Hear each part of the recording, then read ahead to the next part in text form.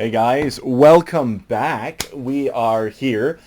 Summer of Ecclesiastes. We're working our way through. We are almost done with the background of the book. And then if you look ahead, you can see when we start doing the actual expository working our way through the text. I'm going to do a little side note here and there that kind of explains some of the more difficult passages. So we've got one planned, for instance. It says, a wise man's eyes are in his head, but a fool walks in darkness. Like, what on earth? And so there's a few of those that you go through the book of Ecclesiastes and you're kind of like, what? And I want to explain those. We're going to explain them in context. We're going to expound on the various texts. I hope to get through the entire book.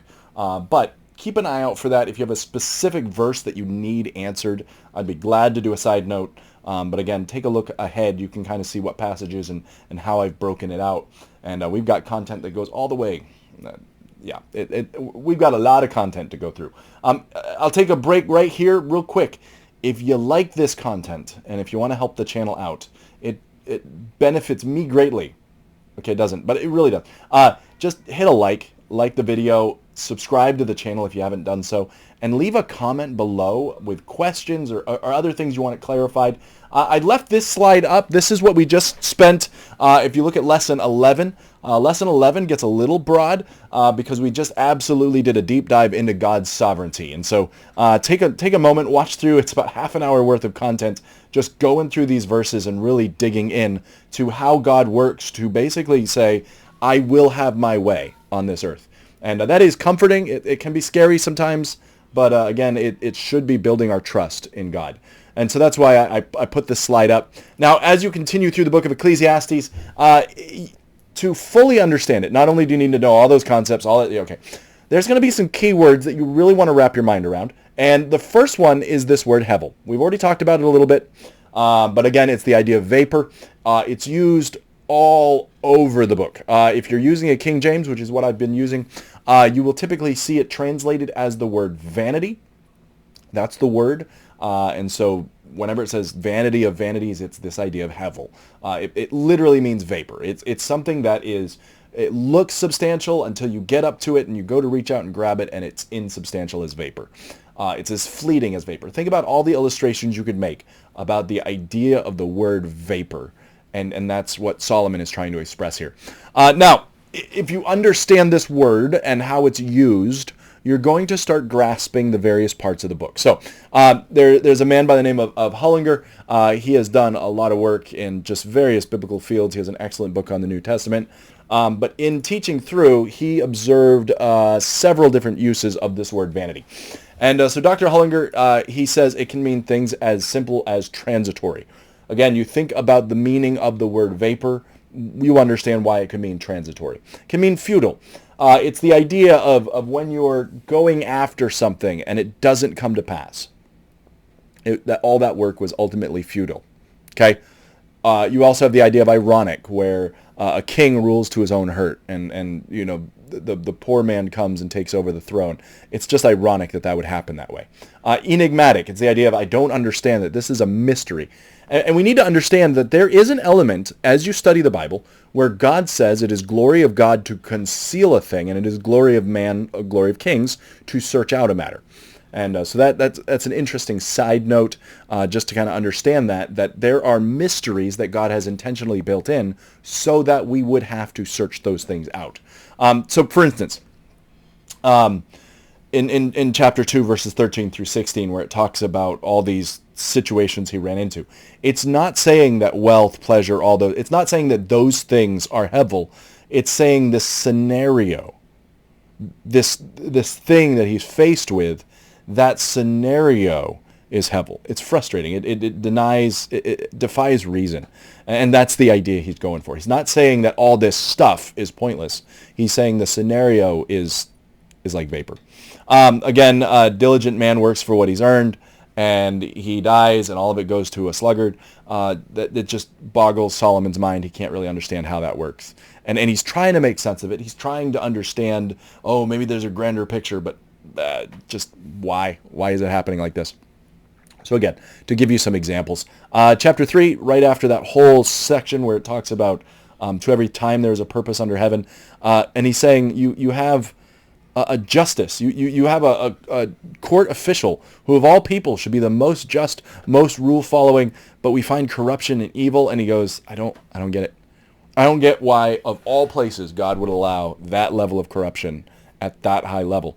And we see elsewhere where it talks about if these rulers, wicked rulers, are a punishment on the people who they rule over. And the whole reason is because God is judging the people through them. And again, that's why if you take God out of the picture, there's going to be a lot of stuff that you don't quite understand as you go. Again, speaking of hard to understand, the idea that both man and beast will die and that neither one is occupying a superior position because they're both dead. Again, just something that's hard to understand. So if you understand this word vapor, Hebel, you're going to understand the book a lot better. And it has a ton of meanings contextually based. And that's why, again, I like the King James because it's just going to translate it vanity, and it's going to let the context determine it. Some other versions are actually going to try to interpret it for you. They might get it right, but I prefer just give me what it means, and I'll do the digging based on the context. Now, you can read here on the slide, and again, we'll go through a lot of this when we get to the expository part of the lesson. But as you can see, there's a ton of different meanings. It's used, chapter 4, verse 4, has the idea of incomprehensible.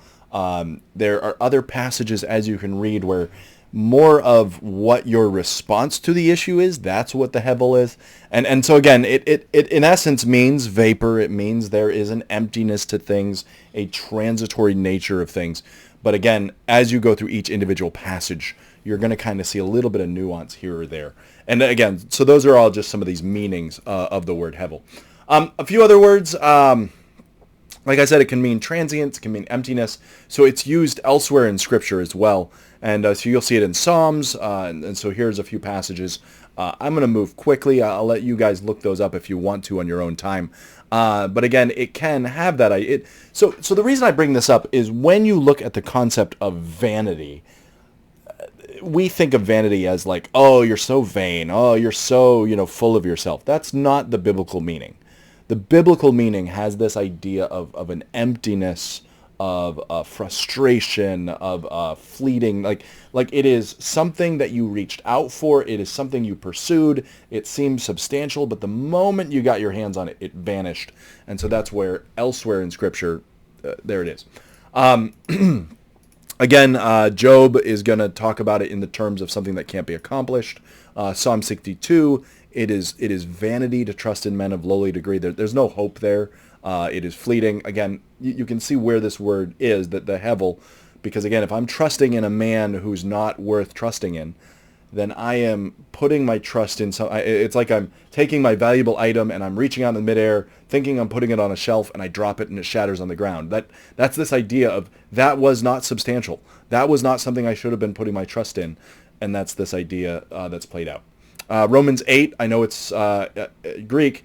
The New Testament's written in Greek, but the Septuagint, which is the Hebrew translation, uses this word to discuss again, various concepts in that same regard. Jeremiah is almost going to always use the word to refer to idols, and so the vanity of putting your trust in false idols and false prophets. So you can kind of see the continuation of this theme. And again, if you understand translations and you understand words, you understand there's a range of meanings that a word can have. It's called the semantic domain.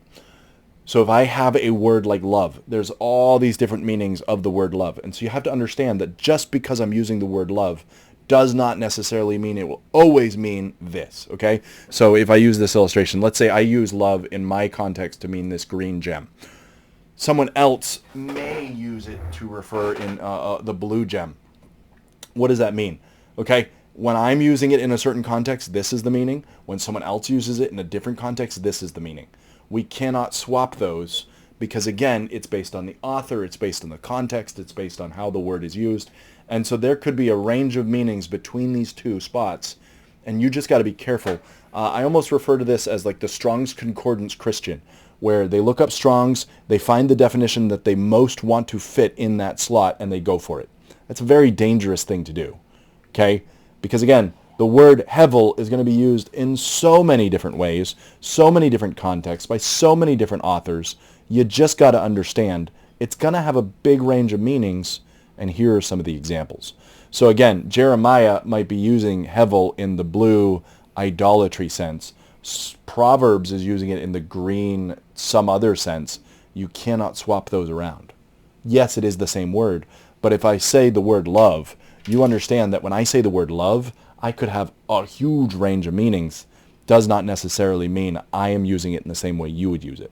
So just get that. Like, there are words that we use that are based on context, author, the time they were used. Again, I'm not saying all that to be confusing, but you need to understand that there are limits to how we can just willy-nilly use words.